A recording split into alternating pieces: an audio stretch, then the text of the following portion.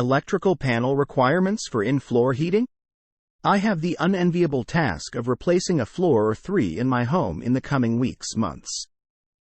We are considering a mix of tile and solid hardwood. It appears that it is possible to retrofit in-floor heating electric. And the price isn't so fantastic that it's immediately off the table either.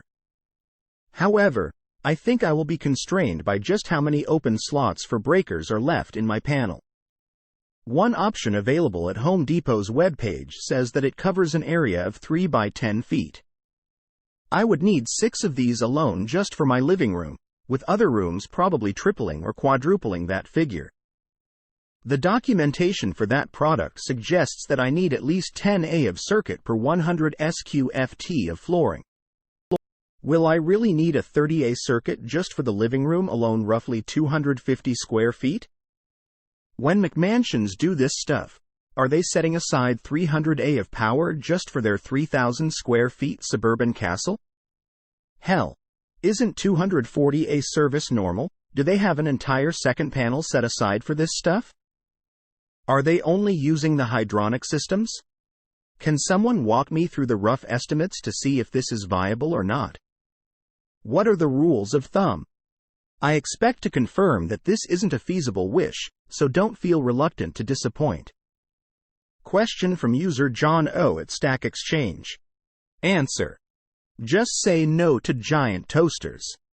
Resistance electric heat, whether buried inside an air handler, installed in baseboards in every room, or in a small portable heater, is really just a giant toaster, which makes it generally very expensive to run. For an actual toaster, that's not a problem. You use it for 5 minutes a day. A portable supplemental temporary heater isn't so bad, if it is used as a supplement, e.g. heat your feet under your desk at the start of the day and not in place of a permanent, efficient heating system.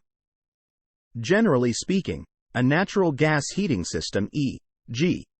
forced air furnace or a fueled hot water system, is much more efficient by the time you factor in fuel costs versus electricity costs.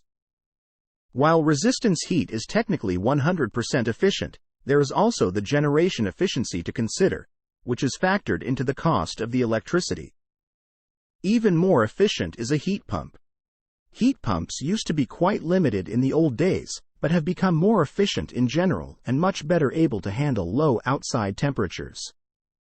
So it is quite likely that large homes with lots of in-floor heating are using hydronic systems powered by natural gas. If you want to heat a small area, e.g. a bathroom floor with electric resistance heat, that is quite reasonable and similar to heating up a bathroom using a heat fan in the ceiling. Heating an entire, large, house with resistance floor heating just doesn't make sense. That would be even worse than on-demand electric water heaters, which can easily use 100A or more. Answer from user Manassacats moving to Kodadak at Stack Exchange.